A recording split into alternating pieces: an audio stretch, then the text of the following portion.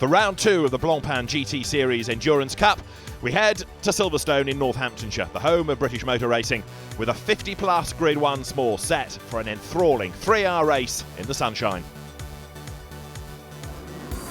The Endurance Cup kicked off at Monza in April.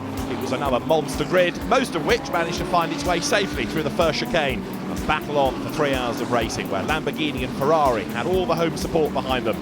There was early drama as Bentleys were getting tapped in the tail, and then Frank Schniffler's Audi ran out of road at the Variante Ascari. He rallied crossed his way back onto the circuit and briefly got the lead, although a penalty for outstaying his welcome behind the wheel during too long a stint dropped him down the order. Pro-Am Ferraris were in strife, and so too the AM class Team Parker Racing Bentley, Derek Pearce having a spin, and he wasn't the only driver having moments early on in the race.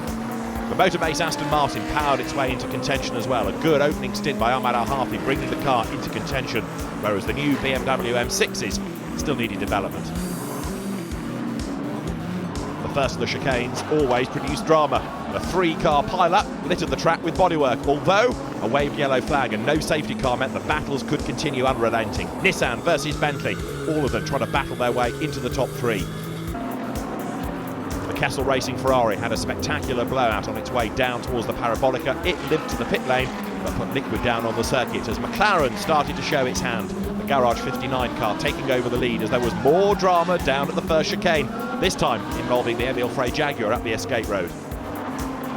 And then a big drama for the surviving BMW, a punctured tyre putting the 99 BM off the road and into the pit lane. Late in the race, it came down to a battle between Shane van Gisbergen McLaren, and in the Mercedes corner it was Maxi Book. They ran nose to tail for the last half an hour or so. Book challenging on the final run down to the first chicane, but he just couldn't quite do it. And as they came to the checkered flag, it was a win for Shane van Gisbergen, Côme Ledegar and Rob Bell. The Garage 59 McLaren team absolutely elated as the Frenchman, the Brit and the Kiwi stood on the top step of the podium, victorious in Italy.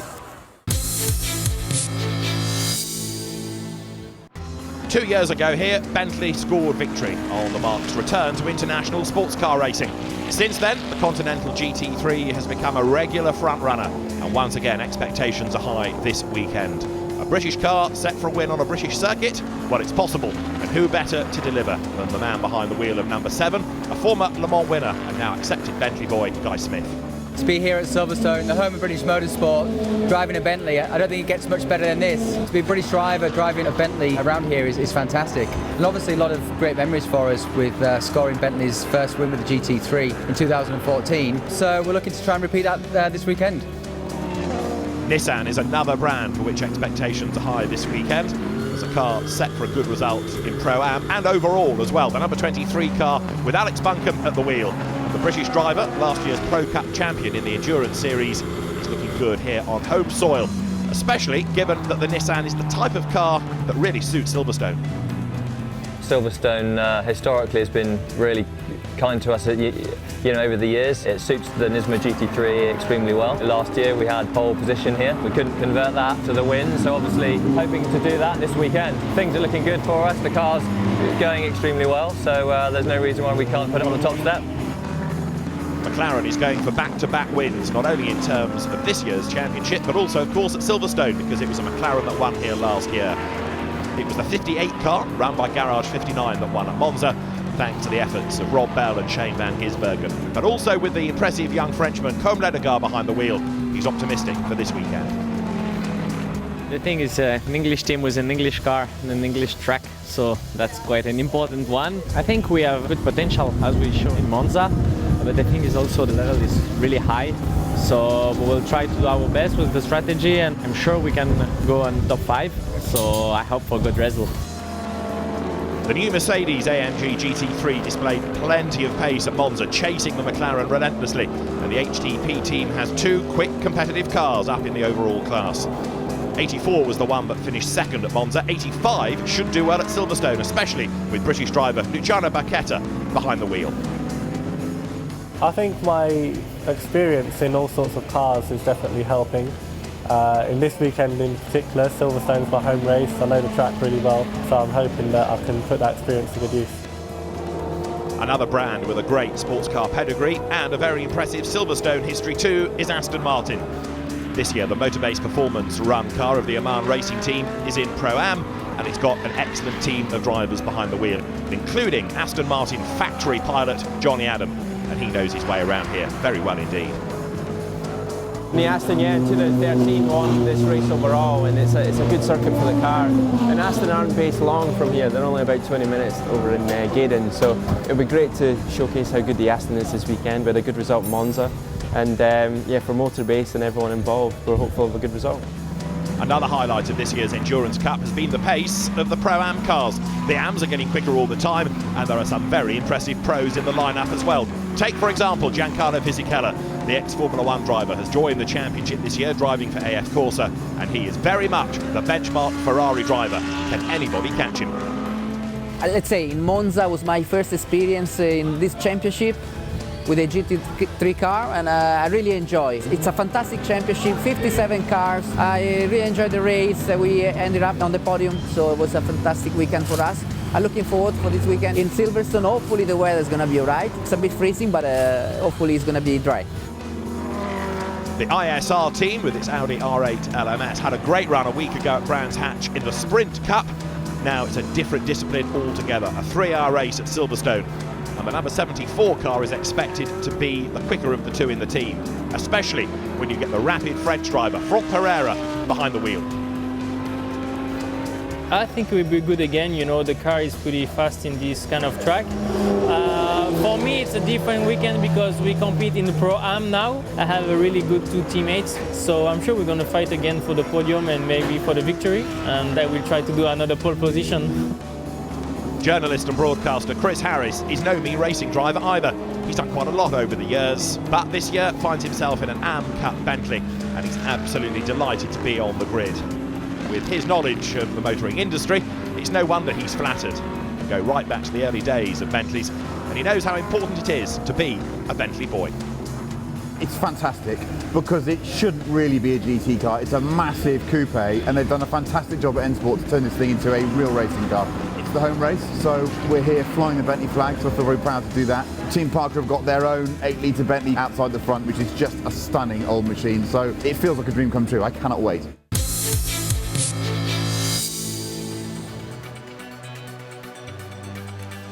So the grid is forming here at Silverstone, and it's a grid that stretches all the way back towards Woodcote Corner. It might, in the fullness of time, evince one or two gaps, because we had dramas this morning with a few cars in strife.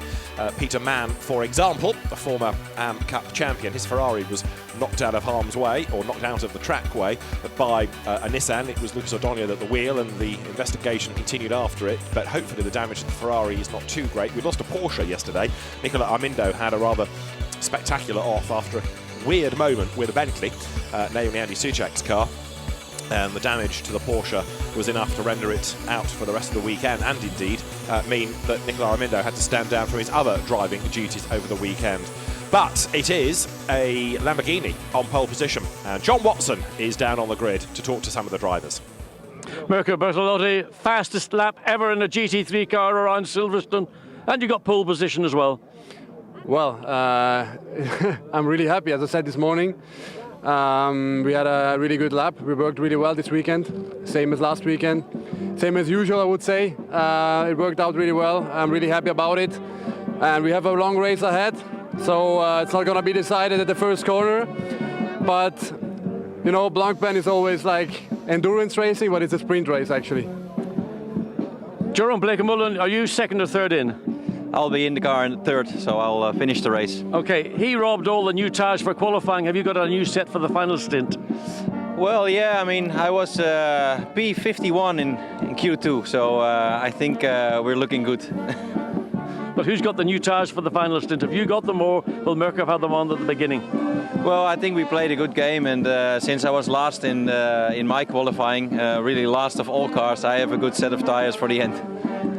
You've answered it twice. Thank you very much. Have a good race.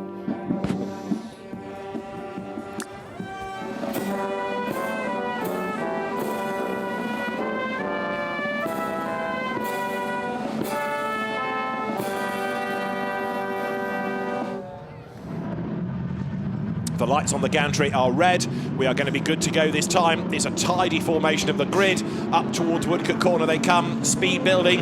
52 GT3 cars ready to be unleashed then as Mirko Bortolotti crawls towards the line. The lights still red then. People start to quicken the pace now. They head up towards the timing line. The lights will go to green. We're racing, and it's a good start by Bortolotti, but a good start by Maxime Martin as well in the BMW. Pereira to the outside, diving into Kopp's corner. Martin at the inside. Then you've also got Baumann getting himself up past his teammate in the HTP Mercedes as they round Kopp's for the first time. Clement Schmidt falls in behind him there, but Bortolotti made a good start. Now the next pinch point up towards Beckett's for the first time. Take a big, deep breath. Are they all going to get through safely as the cars work their way through Beckett's for the first time? On board with number 8 Bentley, Andy Soucek at the wheel of it. So far so good as they hit the hanger straight for the first time.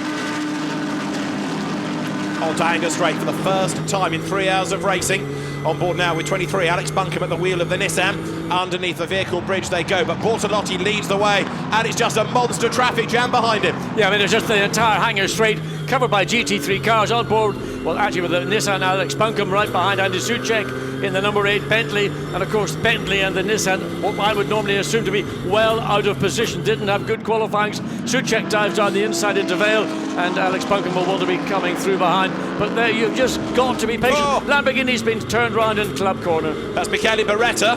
Beretta has become a revolver, I think, by that. So I'm afraid he's off the road, and hopefully not too much damage done to that or to the Bentley, but he's kicked off early, John. Well, that was going to happen. I mean, you've got 52 cars on the racetrack, and further, well, there's the Lamborghini. That's another one. That's Phil Keane, I think. Yes, Phil Keane in the Barwell car. We don't know what happened to him. We saw the other Lamborghini being rotated. So there is the field making its way now through the loop, as it is, and then out into Aintree, and then onto the back straight down to Wellington Straight. And Bertolotti, with that clear air, has managed to open up maybe just under a second of a gap. But Maxime Martin is the car that really is going to be the most threatening. There, look, rear puncture to the Lamborghini 100 making its way back, and that's a sad sight to see. Car getting its tyre cut down. Pinch right now, the 22 Nissan trying to find a way through coming into Brooklands. So, I'm afraid 100 Max van Splunderen with the puncture at the end of lap 1, though. Bortolotti leads the way. Second is Pereira. Third is Maxime Martin. Fourth is Dominic Baumann. Fifth is Guy Smith in the Bentley. Sixth is Clement Schmidt. Seventh is Stefan Ortelli in the Jaguar. Eighth is Jimenez in the Audi. Ninth is Vervic Audi. And 10th is Matteo Malucelli Ferrari. So you've got 2 Pro-Ams in the top 10. Bortolotti leading by a second and a half at the end of lap 1. But there are going to be some heading for the pit lane even at the end of the very first lap, aren't there? There's the battle right now that is going to be the focal point momentarily. And another one heading for the pit lane with lots of smoke is Alex Buncombe's Nissan. So Alex Buncombe's Nissan has had a pretty torrid day, and it's coming down the pit lane with smoke pouring off the bodywork. Was that the car that spun the Lamborghini round? You thought it might have been? So left front damage on the Nissan could easily have been the right rear contact with the Lamborghini. So there is number 100 set to go. The other one, of course, was number 19, Michele Beretta. That, I think, did survive, albeit, yes, down in 47th place. On track, the leader, Mirko Bortolotti, is getting away, but behind him, look now, second is Franck Pereira, third is Maxime Martin. Bentley's back, and that was a problem. We think it's with the left front suspension. It might be that the brake's the symptom, but I suspect it's with the centre. Down on the inside, and Guy Smith again, this time having to be... Oh, and he got turned around. It was just this time he closed the door somewhat later than he needed to do. He didn't defend maybe quite as strongly, so the Bentley's engines cut out. He's got to get it all fired up again, so those flames licking out of just a little bit of fuel residue in the exhaust system. So Bentley having a dire day. Number 8 in the garage already, number 7 being rotated by the 85 Clement Schmidt Mercedes-Benz. That will probably go down as nothing more than a racing incident. There's Maxime Martin stuck in traffic, got to get past Maurice Ricci, but Dominic Baumann right on his tail now, nose to tail they come. Look at the leaders there as one. This is Baumann's view. You're riding with the 4th place driver down towards Stoke Corner. Maxime Martin is not going to give that up very easily at all, because he's got the advantage. He can choose the bit of track he wants to be on, and he's decided they're going to stay on the right of track to force Dominic Baumann, if he had the speed and the track position, to go around the outside. But look down into Vale again, almost any Martin had to give some space. I think maybe even Maxime Martin overran into club now, up the inside. Good job by Dominic Baumann, forced the issue with the BMW, gets through cleanly and clearly into 3rd place. And as one Mercedes gains a place, Clement Schmidt's car is under investigation for the incident with Guy Smith. So that will be looked at. Right, Vervish on a mission. Now the leader getting caught up in traffic. Does this give Pereira a chance then? Yes, it should do.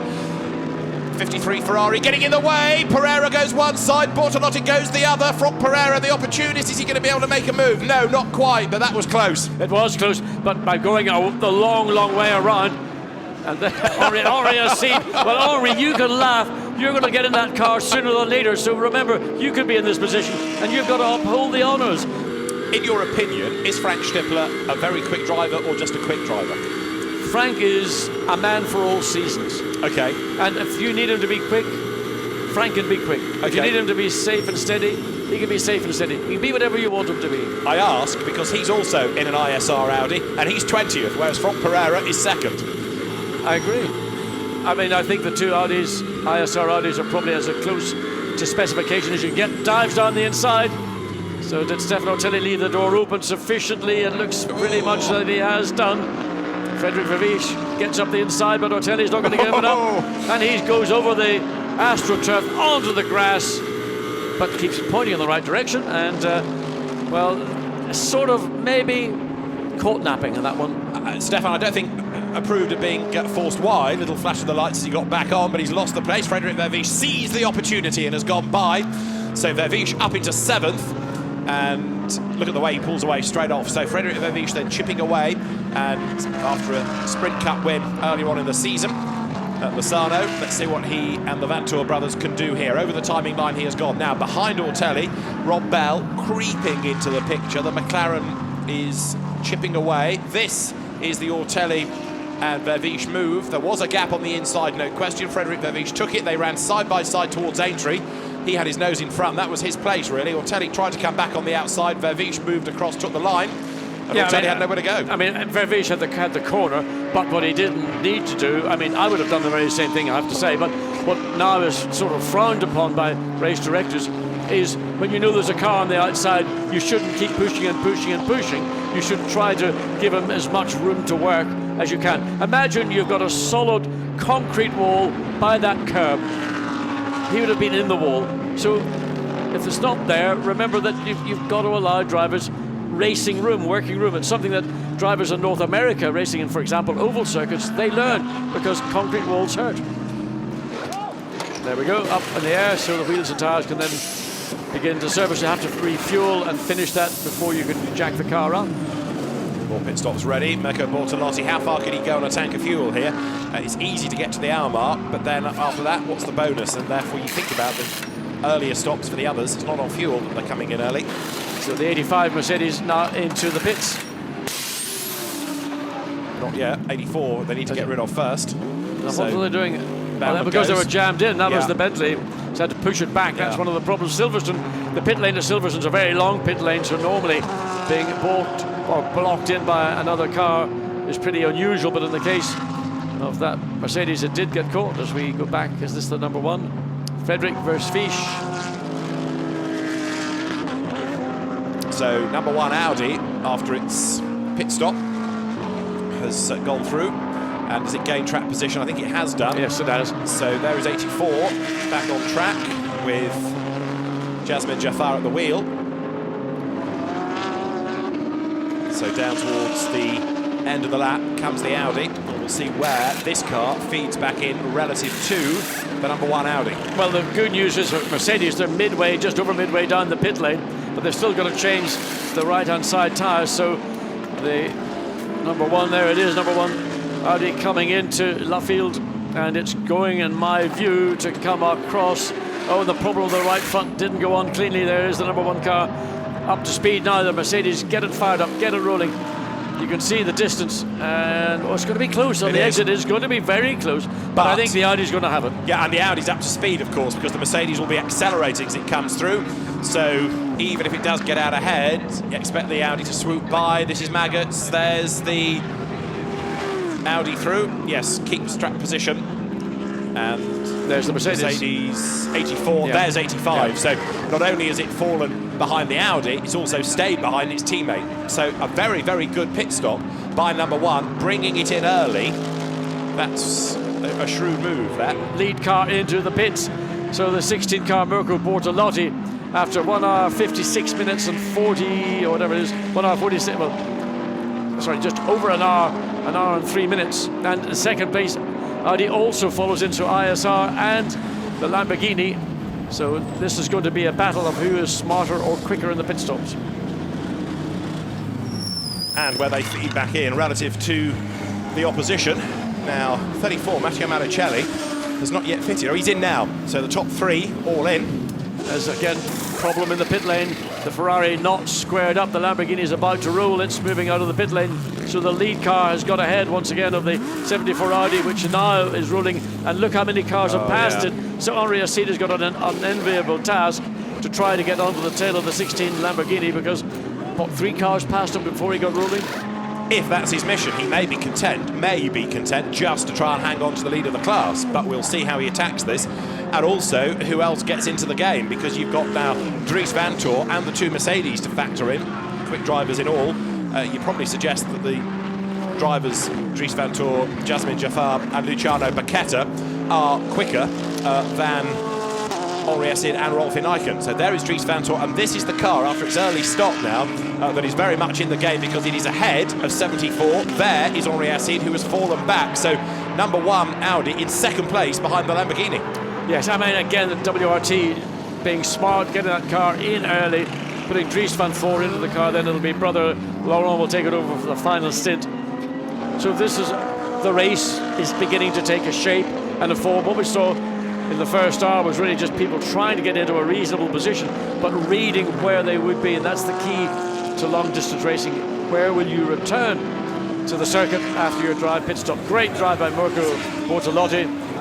I've just been trying to do some numbers whilst John's been talking, because I was intrigued to know why the Audi has gained so much time. And by having a little rummage in the system, I reckon if you take the pit in to pit out time, the Audi's pit stop was 69 seconds, which is just underneath that delta time, whereas the Lamborghini was 91 seconds, so just just over it by a second, whereas the Audi, and it must have short fuel to an extent, did it in 69 seconds, and therefore with a much shorter pit stop has rocketed up the order. Yeah, but the danger is, by doing it under that 70 seconds, yeah. 90 seconds, there's a potential penalty, because that's you're under the delta time. The delta time is a minimum of 90 seconds. That 70 to 90 is the window. You can't do it within that. If you do it under, that's fine. Oh, sorry, I thought you did it under. So what did the number 1 Audi do in the pit stop in then? 69 seconds. Oh, I see. I beg your pardon. Yes, okay, so you're it's right. just the right side of that margin. Right, so that's how it's managed to save so much time. Yeah. Now, number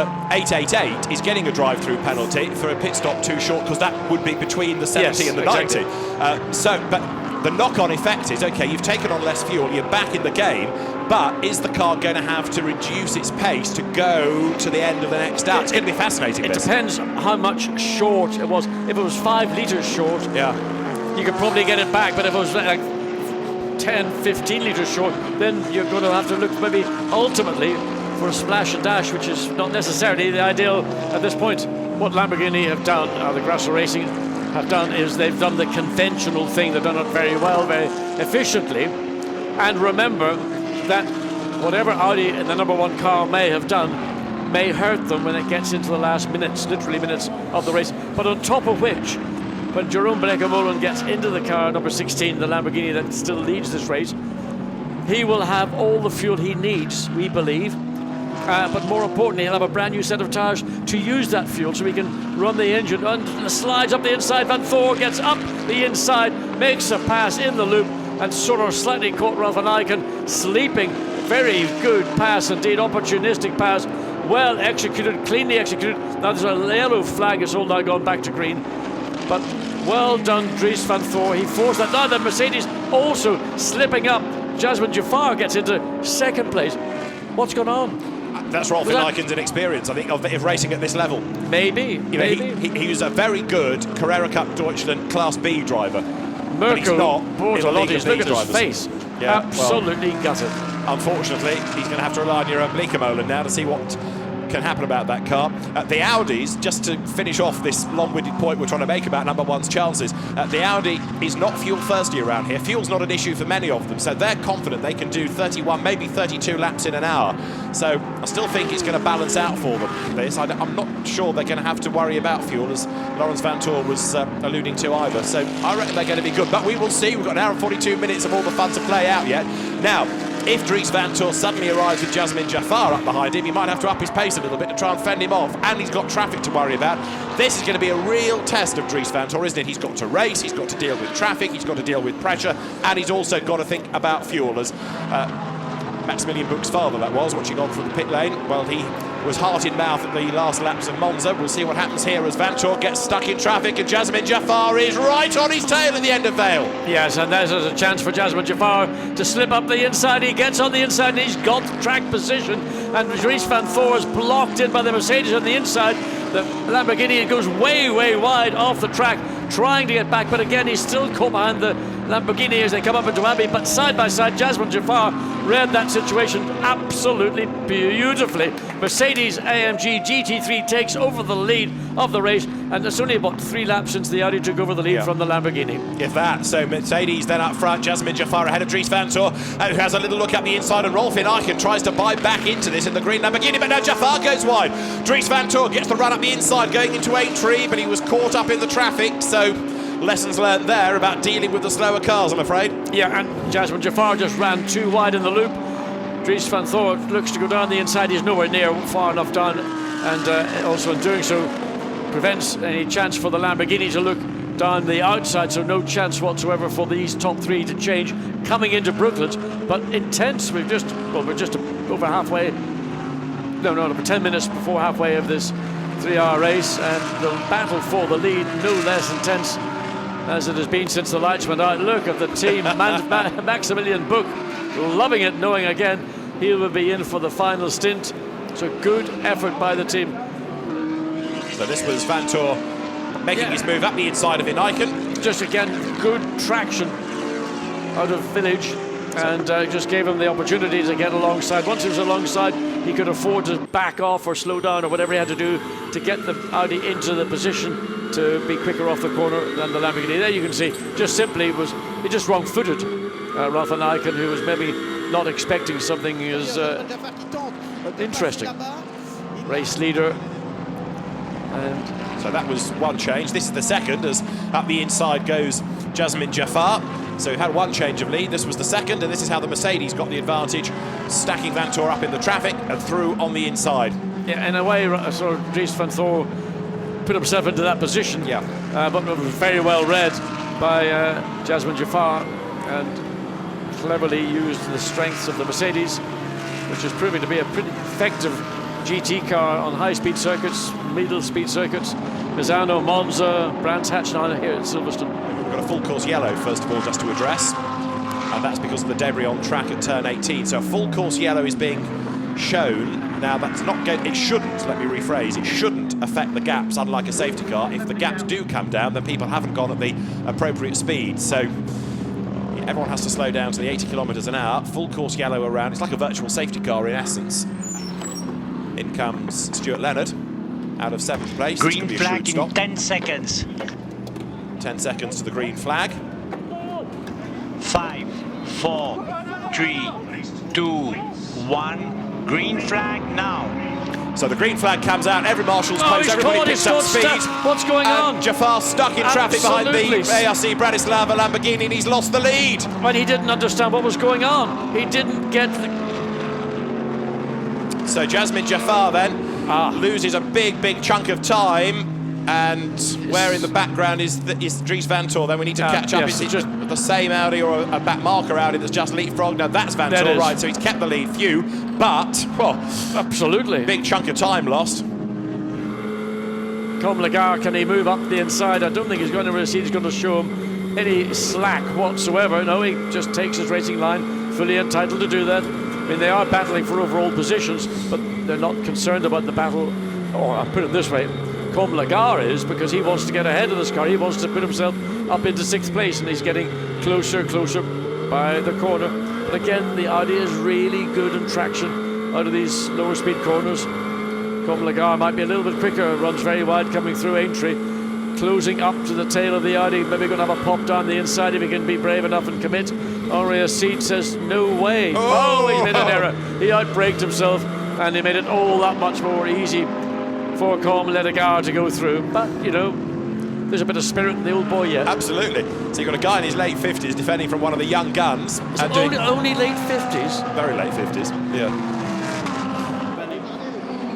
WRT getting ready for the next round of stops, aren't they? The 51 Ferrari's off again. So 51 is in the wall. It's had 2 spins up at Beckett's. And now Francisco Guedes is off the road. Yeah, that's on the exit of Stowe on the way down to Vale. So how the car is there, whether he rotated the car on the exit of Stowe, but it's up against the tyre barrier. Left-hand drive, so no difficulty in getting the driver out of the car, but ideally you want to get the car removed somewhere to safety so that it doesn't provide a hazard should somebody else happen to go off the track at that same point. Yeah, there's the replay of Guedes. Up the inside. Does he get a tap? No, he just loses it. No, he just loses it, just on the throttle too aggressively. And, oh yeah. Courage. Oh yeah, well then again, spares department at Maranello will be totting up the parts for that one. That's a shame. Another car in the barrier, whether it's recoverable or not, but certainly damage to the right rear of the wing and of the rear suspension, no doubt. There's the Mercedes. Is it coming in this time? It is. As it comes, yes, out of Luffield. So Jasmine Jafar, brilliant drive by the young Malaysian driver. They're playing Audi in their own game, aren't they? Because both cars are in on the same lap here, and they're going to put the gun in. So, yeah, Audi hasn't benefited on the pit stop, but it won't lose either. So both teams conscious of what they have to do, and that is get your fastest driver in for the maximum time allowed. They can't do more than 65 minutes, so down the pit lane they come, and this is going to be a duel in the pits and a duel to the end. So the wheel down off the jacks. The Mercedes is still static. There's the Mercedes rolling now, and that's a Maximilian Buch, and there's a problem for Lawrence Van Thor. He can't get it fired. He's got it fired now. So how quick the pit stop was lost with not being able to get the engine fired up, and Maximilian Buch has taken the 84 Mercedes out, consolidating the lead. So it's a battle between 84 and 1, with 1 hour and 3 minutes of this race remaining as the third place Lamborghini with Jerome Blancpain behind the wheel.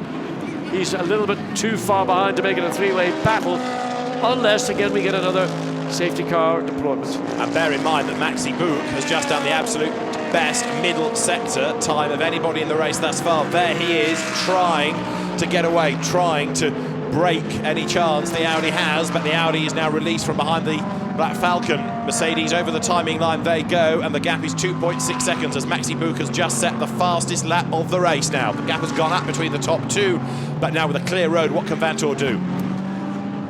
And that 76 Porsche off the road with front damage. Thierry Cornac at the wheel, and that is at the Beckett's S's that it's come to grief. So the front of the car, the front spoiler, and there the car is, and that is up at just a wide-angle shot, harder to tell where it is. Oh, some of the exit of the loop, I think, isn't it? It's actually to the loop. No, so outside of Abbey, it's the exit of Abbey, coming through farm into village, into the loop. So again, how would a car ever get off there? Other than if there's been contact with another car. And maybe that's the reason why it would have been the Ferrari there's been contact with. No, because that's not yet got to that part of the lap, has it? Let's have a look and see. There's the Nissan coming through. That's the 22 Nissan. Goes wide. And the Bentley sideswiped by and very lucky not to get caught. That would have been a big, big impact had that contact taken place. And the Ferrari getting more and more camber and toe in as it just exits out of a club corner. I don't think this is going to make it back. If it does, it's not going to be much left of that left rear bodywork and corner. Gap on the last lap dropped down from 5.3 to 4.8 seconds. Lawrence Van Thor got the better of that last lap on a 2:01 against a 2:02. So Lawrence Van Thor, everything he can think about do to gain an advantage, to cut into the 4.8 second. Thankfully, the Ferrari has finally pulled off, but it's not in a particularly safe place. Exactly, that's the point I was about to come to. Does that mean a full course yellow? Does that mean a safety car to get it to a safer place? Neil Stevenart was off in the gravel at club this morning and stopped qualifying. Thierry Cornac has got going again. But he's got to go into the pits. Yeah. Remember, the radiators and the ports are always very vulnerable if there's front-end damage, but that Ferrari's in a difficult position, and I would not be surprised if we do have... There's a yellow flag at that second sector. Safety car. Safety car is being deployed. It's come up on our timing screen. We're going to go safety car, and that brings number 1 Audi into the mix. Maximilian Buch stacks them all up behind him. Now, when does he start to go? Does he go at Brooklands? Does he go at Luffield? Where does he do it? Luffield. Or just on the approach into Luffield. So down they come to Brooklands then. It's Mercedes versus Audi. And then in third place is the sister Lamborghini to the one there, the Joker in the pack, the lapped There he car. goes. No. And that's got Jeroen Bleekemolen at the wheel in third place. So now through Luffield, Maximilian Buch still has got them stacked up behind him. And the safety car has stayed out. The lights are out, but it's stayed out. Oh. So this and they're accelerating because the lights were out. They've expected the safety car to pull away. This is going to be mayhem. They're coming over the line. There's a safety car with no lights on ahead of them going into Copse Corner, and this is going to have serious consequences if the drivers aren't expecting it. Booker's slowed down. He sees the safety car still on track. I know there's no light, but those behind, hopefully they'll get the message. Absolutely, they don't know what's going on. They're back at the races as far as they're concerned. But there are waved yellow flags on the pit lane, so they know that they can't overtake. So what has, I shouldn't say gone wrong, but what is actually happening? Where are we with the lights went out on the safety car? We had what looked to be a perfect safety car restart, and then we get suddenly in the screen, safety car will stay out. There's the safety car. Its lights are out, which should mean it's going to come in at the end of this lap, and does it? It comes out of Woodcote, into Woodcote. Yes, it's heading for the pit lane this time, so the safety car crosses the white line. It's in the pits. We're going to get the race back underway with now 21 minutes remaining. And now, green flags wave. Jasmine Jaffar watches on as Maxi Buch floors the throttle. And how long is it going to take Laurens Vanthoor to get up and past the Lamborghini? He's on his toes as he comes over the line. He's only half a second back, but he's got to get on with this and get past the slower car as they turn their way through Copse, because now Buch is getting away as they work their way up towards Beckett's on board with Vanthoor. Runs wide. Big manoeuvre coming out of Copse. Brave manoeuvre by Laurens Vanthoor. Just carried more speed at the exit of the corner. Makes a clean pass on the Lamborghini, and now he's got the first time really the sights of the rear of the Mercedes-Benz, probably around about 2 seconds. Tension, excitement, almost laughter on the face of Thierry Tassin, one of the officers in WRT team. So this is the battle, 30 or 20 minutes remaining. Down they come, Stowe Corner. Have a look in the background for the second of the green Lamborghinis as well, because that's Jeroen Bleekemolen, who's on a bit of a mission as well. He's been thrown a lifeline by this safety car. Absolutely, and that's the lifeline that they really needed, because that car was out of contention for the first or second positions. So the 16 Lamborghini needs cooperation. There it is, Jeroen Bleekemolen got traffic ahead of him. So he's going to have to struggle. He's got a McLaren, which is not going to be any easy overtake.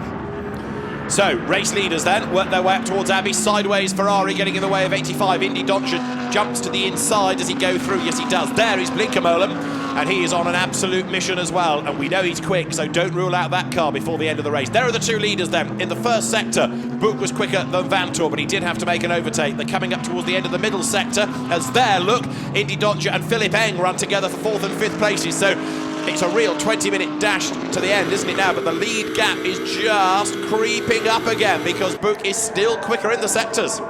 There you can see being delayed by Andrea Piccini, Indy Dodger, who has to jink to the outside, leaves the door open for Eng, who gets up the inside. And a Sunday driver, well, Andrea Piccini is not one of those. He's an experienced former GT race winner, Spa 24-hour winner a few years back, but there he got in the way. The Mercedes had to take evasive action, and Philippe Eng has got past him. And look, Piccini's making a race out of this. He's a lap down. He is running in 21st place. He runs a bit wide at Stowe, and Eng gets up alongside him, but Piccini is treating this like a proper battle, and it's not. And he shouldn't really be involved in this at all. I remember, was it either Monza or Misano, we saw a similar thing from Andrea Piccini. He got involved in a battle for, that may well have been the lead again. So he doesn't seem to have much interest in assisting cars that are well ahead of him in the field and giving them the opportunity to continue their battle.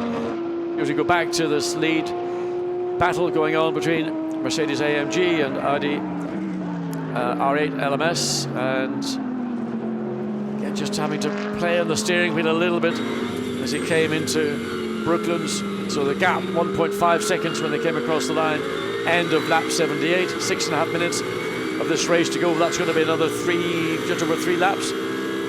So is the time 1.8. Stretching. And Laurens Vanthoor, over the last 3 laps, has seen Maximilian Buch bit by bit, almost like a slow German Mercedes-Benz torture, just have enough every lap to demoralise. I mean, I know that Laurens Vanthoor will fight until the end, but he's done everything that he can. He's had the benefit of the safety car, and he still just hasn't got what it takes when he needs it.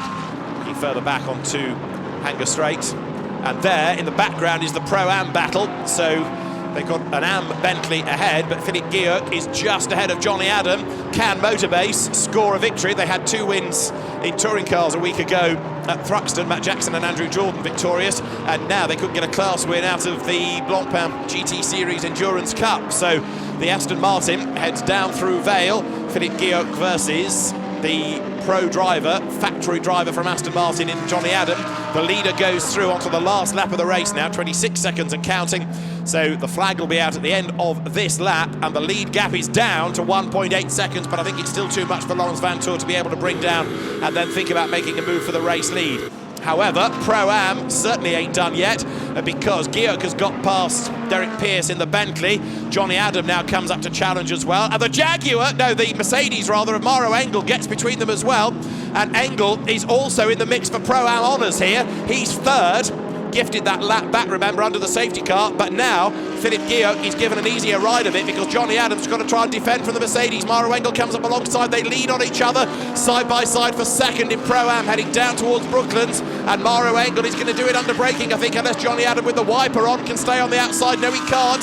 So Mauro Engel, last year's FIA GT World Cup winner at Macau, goes through, takes second in Pro-Am.